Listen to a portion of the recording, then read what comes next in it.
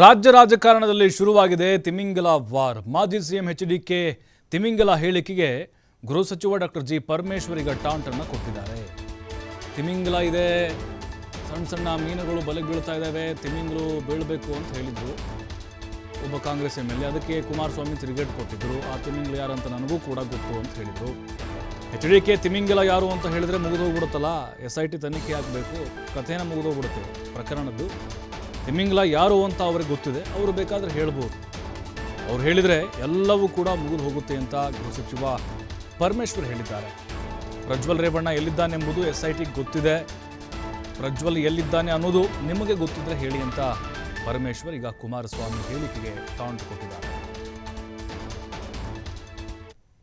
ಅದೇ ಗೊತ್ತಿದ್ರೆ ಹೇಳ್ಬೋದಲ್ಲ, ಹೇಳಿಬಿಟ್ರೆ ಮುಗ್ದೇ ಹೋಗ್ತದೆ. ತಿಮಿಂಗಲ ಯಾರು ಅಂತ ಅವರೇ ಹೇಳಿಬಿಟ್ರೆ ಇದೆಲ್ಲ ಮುಗ್ದೇ ಹೋಗುತ್ತೆ. ಗೊತ್ತಿದ್ರೆ ಅವ್ರಿಗೆ ತಿಮಿಂಗಲ ಇದ್ದಾರೆ ಅಂತ ಗೊತ್ತಿದೆ ಅವರಿಗೆ, ಅದನ್ನ ಹೇಳದೇ ಇರೋದೇ ದೊಡ್ಡ ತಪ್ಪಲ್ವಾ? ಹೇಳಬೇಕು, ಹೇಳಿದರೆ ಭಾಳ ಒಳ್ಳೆಯದು. ದಿನ ಒಂದೊಂದು ಹೇಳಿಕೆ ಬರ್ತಾ ಇದೆ, ಅದನ್ನು ಅವರು ಕೊಡ್ಬೋದು. ಕೊಟ್ಟಾದ್ಮೇಲೆ ಮಾಡಲಿಲ್ಲ ಅಂತ ಹೇಳಿ ತನಿಖೆನ, ಕೊಟ್ಟಾದ್ಮೇಲೆ ತನಿಖೆ ಮಾಡಲಿಲ್ಲ ಅಂತ ಹೇಳ್ಬೋದು ಅವರು.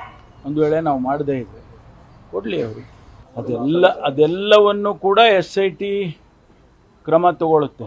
ಯಾಕೆಂದರೆ ನಾವು ಯಾವುದನ್ನು ಕೂಡ ತನಿಖೆ ನಡೀತಾ ಇರುವಂಥ ಸಂದರ್ಭದಲ್ಲಿ ನಾವು ಯಾವ ವಿಚಾರಗಳನ್ನು ಕೂಡ ಹೇಳಕ್ಕೆ ಬರೋದಿಲ್ಲ. ಇದನ್ನೆಲ್ಲ SITನವರು ಗಮನಕ್ಕೆ ತಗೊಳ್ತಾರೆ ಅಂಥೇಳಿ ನಾನು ಅಂದ್ಕೊಳ್ತೇನೆ. ಯಾಕೆಂದರೆ ಇವೆಲ್ಲ ಅದಕ್ಕೆ ಲಿಂಕ್ ಆಗಿರ್ತಕ್ಕಂಥದ್ದು. ಪ್ರಜ್ವಲ್ ಎಲ್ಲಿದ್ದಾರೆ ಅನ್ನೋದ್ರ ಬಗ್ಗೆ ಸರ್ಕಾರಕ್ಕೆ ಏನಾದ್ರು ಮಾಹಿತಿ ಇದೆ? ಅದೆಲ್ಲ SITಗೆ ಗೊತ್ತಿರುತ್ತೆ.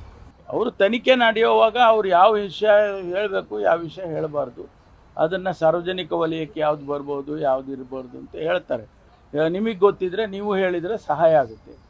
ಅದಕ್ಕೆ ನಾನು ಕೇಳಿದ್ದು, ನಿಮ್ಗೆ ಏನಾರ ಗೊತ್ತಿದ್ರೆ ಹೇಳಿಯಪ್ಪ, ಸಹಾಯ ಆಗುತ್ತೆ. ಅದಕ್ಕೆ